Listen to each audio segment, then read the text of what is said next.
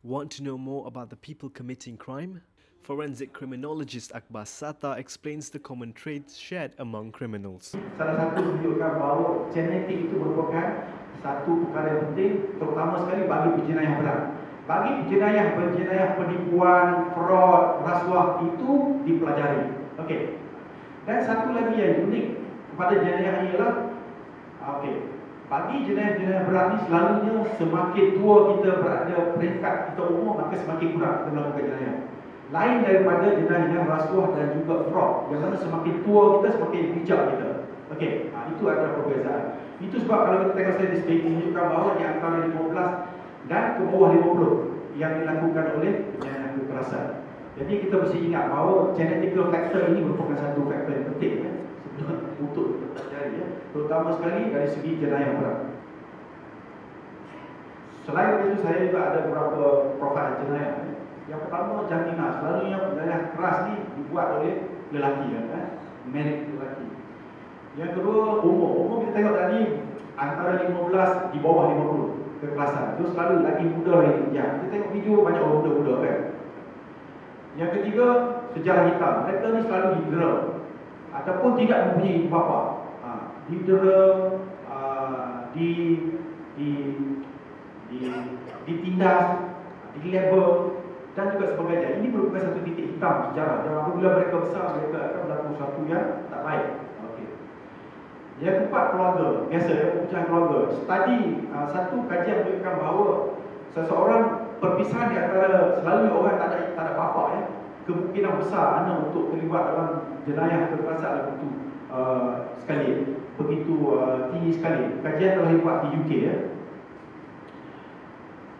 Satu lagi, persekitaran. Biasa kalau mendudukan persekitaran yang tak baik, sudah tentu kita akan dipengaruhi oleh kita boleh tengok anak kita sendiri. Apabila mereka bercampur, dia jahannam, dia tengok dia punya karakter lain, format lain. Campuran merupakan satu perkara yang mustahil sekali. Sekarang campuran tak lagi perlu diadakan secara fizikal, tapi campuran boleh diadakan secara online. Facebook kan. Facebook merupakan satu kalau kita tak pantau anak ini merupakan satu perkara yang boleh. Saya dengar ada nak masuk geng boleh melalui Facebook dan juga online kan. Ini merupakan satu perkembangan yang tak baik. Sosial ekonomi biasa, selalunya orang yang mempunyai pendapatan rendah, mempunyai masalah dan terpaksa terlibat dalam kes-kes jenayah. Pelajaran, selalunya pelajaran yang tidak berapa tinggi dalam jenayah kekerasan. Tapi lain daripada rasuah dan juga penipuan. Mereka ini mempunyai pelajaran yang tinggi, tapi menyalahgunakan pelajaran untuk menipu. Dalam kekerasan tak ada, selalunya low, dia tak berapa tinggi pelajaran. But he says any one of us have the potential of becoming a criminal at any time. Satu lagi, kita kena ingat bahawa setiap orang mempunyai social bond. Saya mempunyai social bond. Tapi saya hari ini saya tak lakukan jenayah.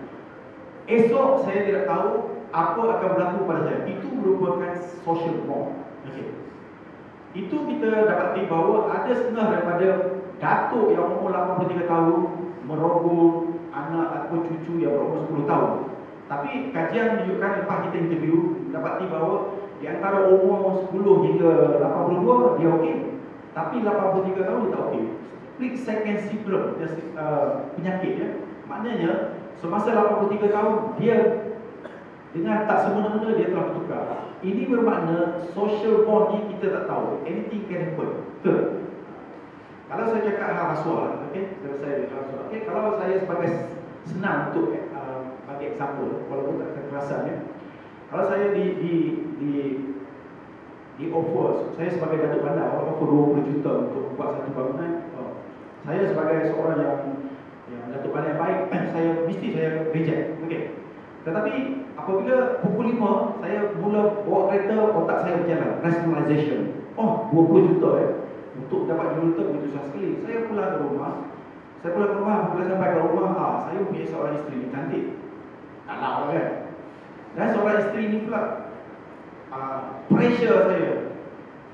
Datuk, abang ni adalah satu datuk bandar yang tak berapa bagus. Kenapa tidak terlibat dalam rasuah dan sebagainya. Dan dia beritahu bahawa pagi ni dia telah bawa kereta yang buruk ke ke pasar Taman Tun, tapi kereta mati tengah jalan, semua orang tengok, oh ini isteri Dato' Panda yang hukuman. Okey, so esok saya pergi ke pejabat pemaju itu mengatakan bahawa okey Akbar, saya bagi awak 40 juta. Kebanyakan daripada kita akan berfikir. Selepas pukul 5 petang, apabila kita bawa kereta, mula kita berfikir, 40 juta. Untuk mendapat 40 juta, saya kena hidup mati 4 kali. Betul. Jadi ini merupakan social bond yang kita tahu. Kalau kita kaitkan dengan jenayah kekerasan, ia akan berlaku jika kita dipengaruhi oleh persekitaran yang sebutkan tadi. Ya. Jadi ini merupakan satu perkara yang mustahak untuk persekolahan dan juga untuk peranan kita untuk mencegah jenayah.